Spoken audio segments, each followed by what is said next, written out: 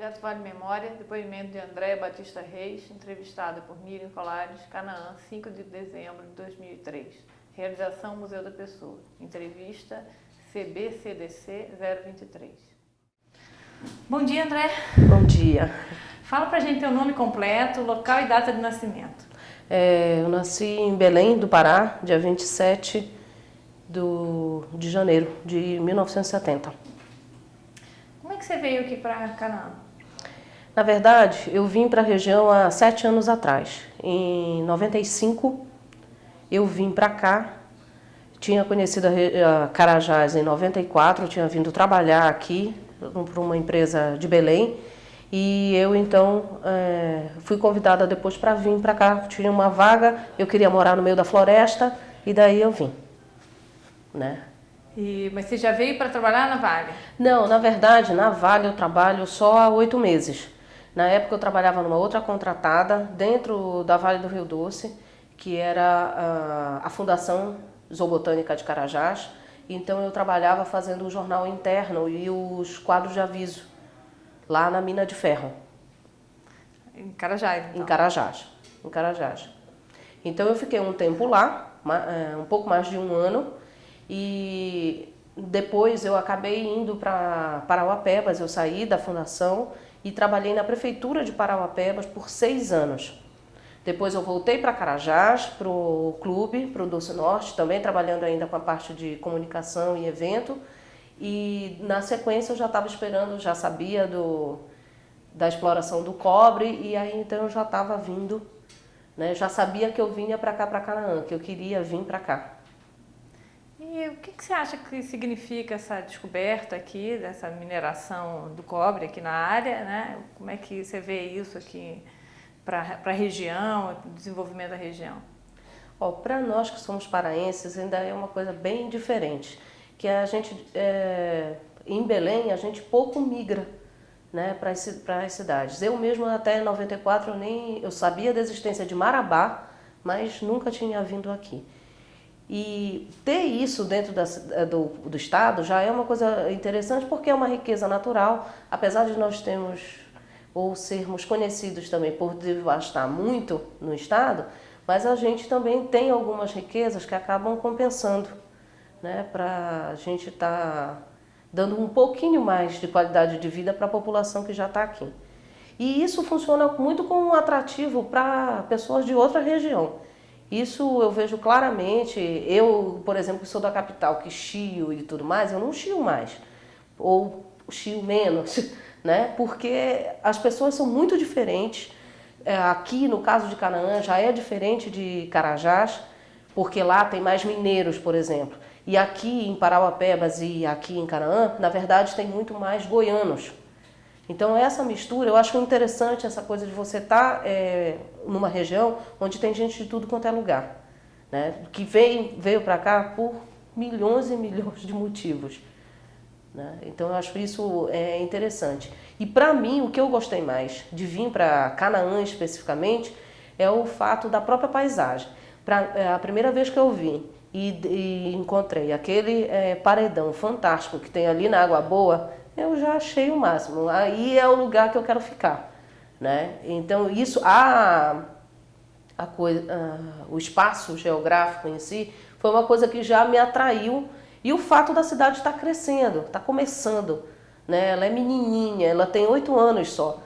Então as possibilidades disso da cidade crescer em função ou não da mineração, né? Porque até comparado a outros projetos, a mineração do cobre é até pequena, vamos dizer assim, no Sossego, mas não nos outros projetos que tem ainda, que vão estar beneficiando a região. Mas é muito diferente do ferro, que no ferro você tem lá uma reserva de 400 anos. Então a perspectiva de você estar fazendo um trabalho com a população que vai estar recebendo essa influência da mineradora em si, mas que também vai estar desenvolvendo as suas próprias vocações, como é o caso da agropecuária.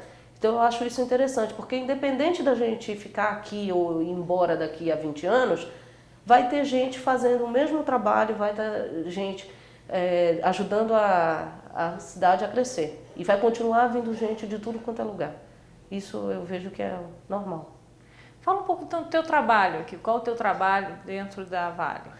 Eu trabalho numa área que é novíssima na Vale, que até então nenhuma diretoria tinha tido, que é relações com a comunidade.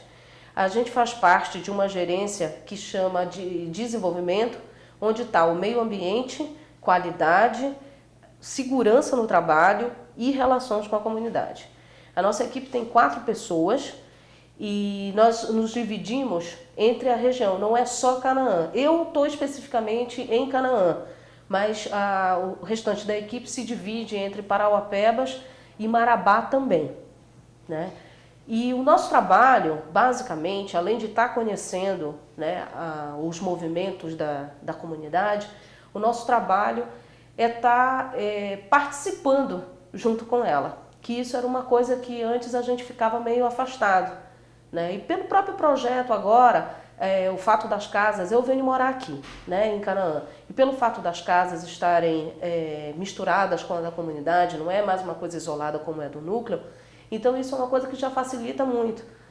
Semana passada eu estava escolhendo minha casa e tinha lá já uma vizinha perguntando, quando que vocês vêm? É que eu já me mudei e tal, e aqui tá tão sozinho. Eu disse, não, a gente já está chegando, né? Falta pouco já para se entregar as casas e a gente está junto.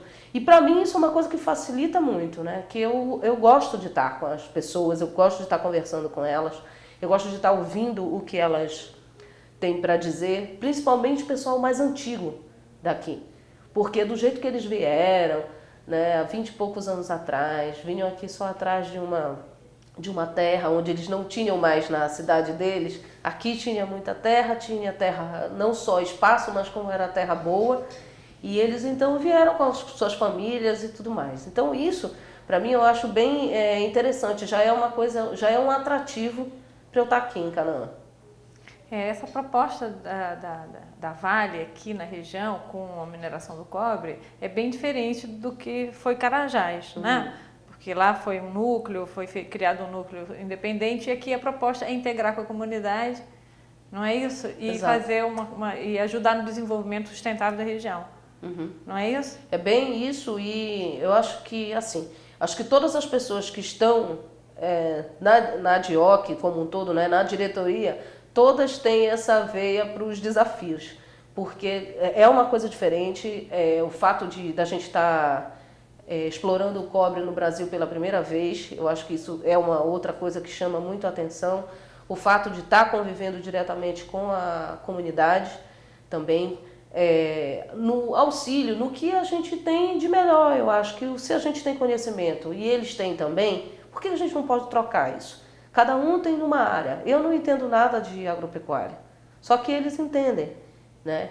Eu entendo de conversar, então, e eles também. Então vamos chegar numa linguagem que a gente possa estar conversando e trocando informação. Eu acho que essa é a parte mais interessante, né? E o fato da gente estar acompanhando o movimento da cidade, eu acho que isso é bem importante, né? Porque é uma cidade do Pará, mas que é diferente de qualquer outro município, né? E vai ser assim sempre, seja com mineração ou sem mineração. Cada vez que a gente estiver juntando pessoas de vários lugares, né, que estão ali por motivos diversos, a gente vai acabar tendo uma comunidade diferente, né? Aqui, por exemplo, o pessoal tem muita gente que é evangélica, né? Tem a Igreja Católica, foi a primeira que foi fundada aqui, mas isso não inibiu de nenhuma forma o crescimento dos evangélicos, né? Não é à toa que Canaã chama Canaã, né? Terra prometida é isso, é coisa bem bíblica, e o próprio nome das pessoas também, que às vezes são ou não evangélicos, mas acabam adotando, né, nomes bíblicos também. Então você já vê isso diferente, por exemplo, em Parauapebas. Em Parauapebas você vê já mais uma mistura de nomes, né? O nome do pai com o nome da mãe. Aqui não. Aqui você encontra mais nomes bíblicos, por exemplo, né? E isso é uma característica que está de 20 anos para cá, né? Que essa turma chegou, não sei se já era ou não evangélico, mas acabou ficando evangélico e está proliferando, vamos dizer assim, né? Esse tipo essa religião. Como é o dia a dia do teu trabalho? Eu não tenho rotina. Essa é, eu acho que é a primeira coisa, os meus horários, eu nunca sei se eu vou em Carajás primeiro, né? Porque por enquanto eu moro em Parauapebas, então eu estou morando no meio do caminho, né?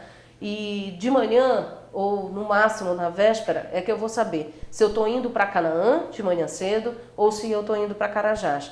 Porque como o escritório maior, né, assim da DIOC, está ainda em Carajás, então tem algumas atividades que eu desenvolvo lá, né, que vão desde estar acompanhando a questão das informações pelo correio eletrônico, né, até estar participando de reuniões, esse tipo de coisa.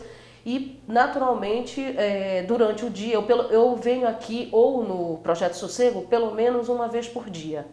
Né? Só que não tenha um trabalho, não tenha um horário, né, pré-estabelecido para isso.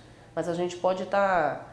Eu posso estar em qualquer lugar, né, a qualquer momento. É bem assim.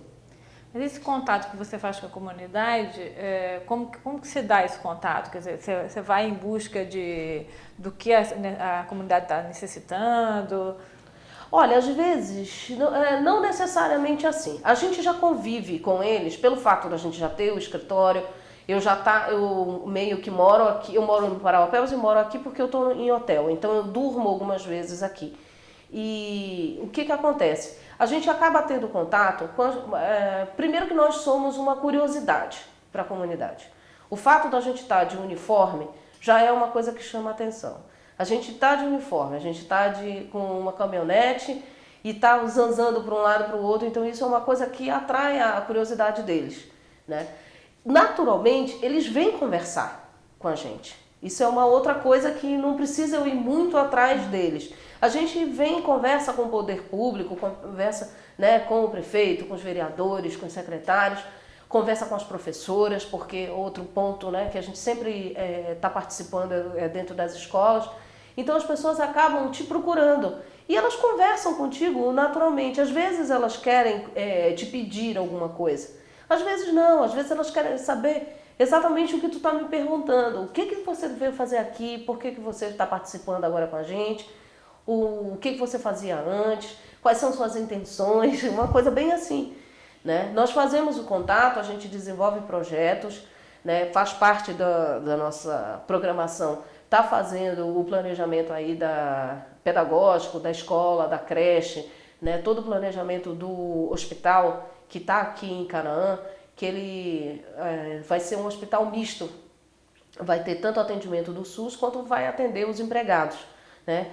E como esse hospital já foi planejado para ser um pouco maior do que o que já existe, no caso o Daniel Gonçalves, ele então já vai ter recursos vindos do próprio estado que vão deixar o hospital com média complexidade.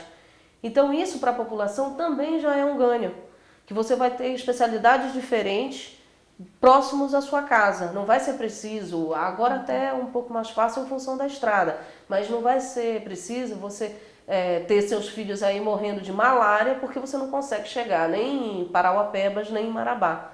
Então agora é um pouco mais fácil e você, daqui a um tempo, né, ainda não está concluída a obra, mas daqui a um tempo você vai diferenciar isso daí. Tu cortas os nés todos, né? Depois a gente edita. Não, editada. A transcrição também não é editada. Então tá legal. Ok, gravando. André, fala então um momento marcante, assim, uma coisa interessante aí pra gente, que nesse tempo que você está aqui, na região, ou mesmo na Vale, se tem alguma história interessante para contar pra gente. Eu tenho um monte de história, mas eu acho que eu vou contar só uma mesmo e tal, mas porque o que acontece? Nesses 8 meses, né, parece pouco, mas teve tanta transformação aqui em Canaã que o próprio fato de estar indo e voltando todos os dias numa estrada muito louca que era de terra e que agora está toda asfaltada, sinalizada e tal, isso com certeza tem muitas histórias. Uma delas, só para passar rapidamente, seria a questão das boiadas no asfalto. Então as vacas, os bois, todos sujos de piche, né? Eu tenho algumas fotos disso daí que eu vou estar mandando depois para vocês. Isso foi uma coisa muito interessante. Agora teve uma outra história que passou comigo, com a Letícia e com a Gleide, da comunicação, que foi uma inauguração de escolas na zona rural. e a gente foi para Mozartinópolis, para Racha-Placa, sem saber, afinal, onde que era o Racha-Placa. Nós sabíamos que ficava longe daqui, mais ou menos uns 80 quilômetros, que a estrada era de chão, que eu ia ter que usar a tração da caminhonete e tal. Mas tudo bem, a gente estava indo, né? A gente estava achando tudo legal, as três dentro do carro, na maior euforia, ouvindo o som, tudo achando a vida ótima. Só que começou a chegar uns trechos que era muito estreito, né? A estrada estava piorando cada vez mais, e chegou a um ponto que, como tem muita água, muita fonte por ali, tinha muita água, os buracos formados eram muito grandes e a gente não tinha como saber qual era a profundidade daquele buraco. E eram vários, a gente achava que a gente tinha ultrapassado, né, um obstáculo, e não era, lá na frente tinha um muito pior. Aí chegou um determinado momento que a gente resolveu sair do carro, né, a estrada estava... Vamos retomar então mais ou menos assim, nós saímos do Eufóricas ouvindo música tá. a partir Tá bom. Então tá. Ok, gravando. Então, nós estávamos todas, né, super animadas, ouvindo o som e indo para o Racha-Placa, porque a gente já sabia que era uma estrada muito longe, mas a gente não sabia o quanto era longe, né, e tal. E nós tínhamos, então, que passar por uns buracos muito grandes de drenagem, pareciam verdadeiros rios. E a primeira vez a gente passou, eu olhava assim, vamos ver, né? Acho que vai dar, o carro é alto, vai dar certo. Aí nós passamos, as meninas gritaram dentro do carro, aquela confusão, mas tudo bem, a gente conseguiu passar na boa. Andávamos mais alguns quilômetros e outro buraco desses. Aí a gente, caramba, mas não tem nenhuma dica visual para a gente poder estar passando ou por um lado ou por outro. O que a gente vai estar fazendo? Bom, aí a estrada deserta, né? Aí uma virava e falava para a outra, pergunta se o Racha-Placa é para cá, é para lá, não sei o quê. Aí a Gleide, só se for para uma vaca que a gente vai perguntar, né? Porque não tem ninguém, eram uns coquinhos, as vacas, né? As sedes bem distantes e a gente lá no meio do rio, era praticamente um rio aquele troço. Aí desceram as três de dentro do carro, pegaram uma pedrinha e começaram a medir a profundidade dos buracos com a pedrinha. Então era a maior palhaçada. Aí todo mundo, mas qual é a referência? Se fizer blu blu, é muito fundo, então a gente não vai passar. Aí não, se for só um blu, dá pra passar, a gente vai pelo meio, né? Normalmente é pelo meio, que tem menos pedra, não sei o quê. A referência vai ser essa. Aí nós pegamos e passamos, deu certo. A gente não conseguiu agarrar em nenhum lugar. Essa era a parte que a gente ficava bem feliz, que a gente não conseguiu agarrar em nenhum lugar. Até porque eu não tinha até então trocado o pneu nenhuma vez da caminhonete. Eu sabia onde estavam todos os equipamentos, mas eu não sabia como fazer. Mas tudo bem, aí ficamos lá, rezamos, chamamos todos os santos, deu tudo certo, até que chegou numa encruzilhada, né? Depois de ter passado por toda essa loucura, e não tinha placa, para variar um pouco. Né? Deviam ter rachado a placa, naturalmente. E nós ficamos lá numa encruzilhada, sem saber afinal para onde que a gente ia. Aí a gente resolveu ir à esquerda. Fomos à esquerda e a estrada foi fechando. A gente pessoal, não tem jeito. A gente tem que voltar, porque a gente está totalmente perdido, não tem referência nenhuma. Nossos chefes vão ficar muito chateados, mas a gente não pode fazer nada, porque a gente não vai conseguir chegar nesse lugar. O nosso destino, na verdade, no meio do caminho estava Racha-Placa, mas era um pouco mais distante. Chama Gleba Xicrim, é praticamente na fronteira com outro município. E aí nós pegamos e voltamos, né? A gente, até o ponto onde a gente tinha se perdido, a gente, não, vamos embora, que não vai ter jeito e tudo mais. Aí a gente estava vindo, né, tal, meio decepcionada, eis que veio o prefeito, lá do outro lado, com uma caminhonete igual a nossa, a todo por hora, a gente só via a fumacinha dele. Aí eu olhei e tal, fiz aquela história de, gente, a nossa salvação é o prefeito também ia para a inauguração, né? Então nós pegamos, acenamos, para prefeito, para, não sei o que a gente tá perdido, não sei o que. Não, vocês se encontraram então, podem me seguir. Só que a estrada era super estreita, bem estreita mesmo. Ele passou a toda e até que eu conseguisse manobrar a caminhonete toda, foi uma confusão. Mas ainda bem que eu fui seguindo, na verdade, não o prefeito e a caminhonete, a fumacinha, a poeira que ele levantava. Porque ele andava em alta velocidade, numa estrada que ele conhecia, mas eu estava passando ali desesperada, sem saber onde estavam os buracos, as pedras, os negócios, aquela loucura. E a gente então foi indo atrás do prefeito. Aí quando a gente chegou lá, né, chegou que nem a autoridade, porque chegamos junto com a autoridade. Chegamos atrasadíssimos, todo mundo estava esperando o prefeito e a gente de quebra, né? Mas foi ótimo que ele chegou lá, um lugar distante, muito bonito, é uma escola que tem uma sala só e ela tem uma ventilação fantástica, que ela está assim no alto, então você não tem janelas, mas as crianças ficam lá, são 20, 30 cadeiras e o vento correndo para um lado, para o outro, é muito legal. Longe, foi difícil de chegar. Ah, sim, esqueci que também, entre os buracos, também tinham as porteiras. Então, a Letícia e a Gleide revezavam, abrindo e fechando as porteiras. Então, foi realmente uma aventura daquelas. E a gente chegou lá, ninguém acreditava. Isso é escândalo de vocês, eu não sei o quê. E elas gritavam, elas trocavam de lugar, uma às vezes vinha na frente e tal. Depois elas reclamavam, porque eu passava nos buracos sem ver, e eu passei por cima de um negócio que não ia dar certo, que a gente ia cair no riacho, que não sei o quê. Eu digo, gente, vocês estão delirando. Mas, na verdade, era que a gente estávamos excitadíssimas, empolgadíssimas com a história. E tudo era novo. Tudo era novo. Depois a gente se perdeu umas outras vezes, né? Essa foi só a primeira vez que a gente se perdeu no interior de Canaã. Mas foi muito legal. Eu acho que todas as vezes que a gente se perde, a gente acaba encontrando uma coisa diferente, como conversar com as vacas, por exemplo, que são as nossas únicas amigas, né, no meio da estrada em alguns trechos.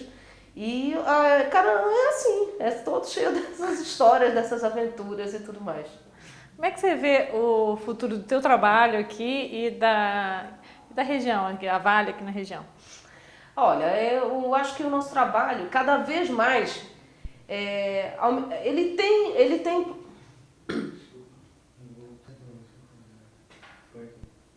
Ok, gravando. Então, estávamos no futuro do trabalho, né? O que eu acho interessante do trabalho que a gente está fazendo agora é que, apesar dele ter um planejamento, dele ter algumas linhas traçadas, como a gente está lidando com pessoas, né, e com movimentos, a gente tem uma possibilidade de fazer várias coisas. Então, eu acredito que isso vai continuar, mesmo a gente começando a operação do cobre, né, mesmo o comércio daqui de Canaã crescendo, as associações crescendo, a gente vai continuar com um espaço, eu acho que aberto, para que as coisas aconteçam naturalmente. Eu acho que essa é a parte mais interessante. A gente pode estar desenvolvendo ações que vão fazer diferença, seja na área de educação ambiental, seja na área de mineração, seja na autoestima da população que está aí. Quando a gente vê isso bem quando faz um processo seletivo, né, a gente vai ter a proposta é ter 70% de mão de obra local, né, ou pelo menos algo em torno disso. E toda essa preparação, isso você vê a diferença nas pessoas. Então isso eu acho que é a parte mais importante, que isso vai continuar acontecendo, seja daqui a 8 anos ou 20, quanto tempo a mina dure, né? E como existem esses outros projetos em volta, a possibilidade é que eu não sei se... para mim é claro, eu estou vindo morar aqui, eu estou comprando uma casa, mas para mim, daqui a 5 anos, pode ser que eu não esteja aqui mais, pode ser que eu esteja em outro lugar, até próximo daqui. Porque como eu casei com um mineiro que adora mineração, não tem jeito. Onde tiver uma mina, onde tiver uma usina, enquanto este casamento continuar, eu vou estar indo para algum lugar semelhante que tenha essa característica, seja aqui no Pará ou em qualquer outro estado. Por ser paraense, eu prefiro ficar aqui, né? Que de uma forma ou de outra eu vou estar indo ver minha mãe, meu pai, meus irmãos, por aí. Mas eu acho que a característica das mudanças em si, em cada um desses municípios, isso vai continuar acontecendo para sempre, né? Em qualquer lugar ou em qualquer projeto, onde a gente estiver misturando bem as pessoas, né, e os projetos em si, Eu acho que isso é mais interessante. Tá bom, André.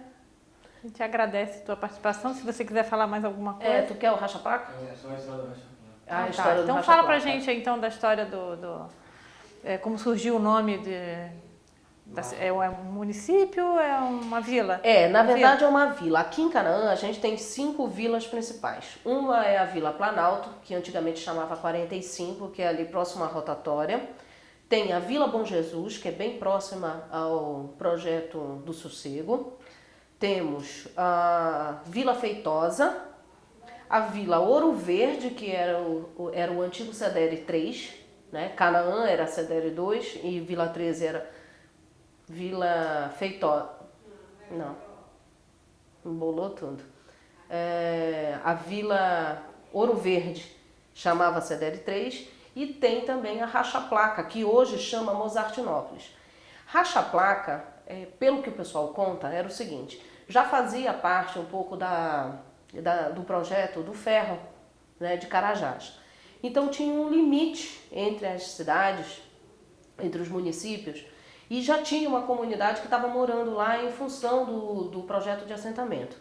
Então as pessoas estavam lá e estava tudo montado, vinha gente de Carajás, conversava com o pessoal, queriam que mudasse o limite, né, do assentamento, mudava para um lado, mudava para o outro, e trazia os topógrafos, era a maior confusão. Isso há muito tempo, uns 15 anos atrás. E começou, né, a comunidade a se incomodar com aquilo e que não iam tirar nada do lugar. Se a placa de limite era ali naquele ponto, então ia ficar ali. E ficou aquela discussão, né, de que quem ia arrumar para um lado, quem ia arrumar para o outro, não sei o que e tal. E aí até que eles já tinham colocado, né, um marco, uma placa como marco, e alguém veio querer trocar e eles, não, então vamos pegar isso daqui, vamos quebrar, né, vamos rachar essa placa e vai estar tudo resolvido. Daqui para cá é o racha-placa. E daí pegou. O pessoal começou a chamar de racha-placa. Onde que mora fulano de tal? No caso, lá na época já devia estar o Jeremias. Onde que mora o Jeremias? Lá no racha-placa. Não, mas onde que é? Não sei o quê. E depois, eu acho que isso já é mais de uns 5 anos para cá, que acabaram homenageando um dos empregados da Vale, que estava por aqui, que era superintendente, eu acredito, que era o Moza. Então passou a ser Mozartinópolis. Só que é difícil para a galera terminar de falar tudo. Eles queriam fazer a homenagem, né? Mas, de qualquer forma, para a maioria da população, o racha-placa vai ser o eterno racha-placa. Porque as pessoas continuam aqui, né? Essas mesmas pessoas que racharam a placa estão aqui. Então, ficou uma comunidade que tem 2 nomes, vamos dizer assim, mas que se identificam. Bom, então, André, obrigada pelo teu depoimento.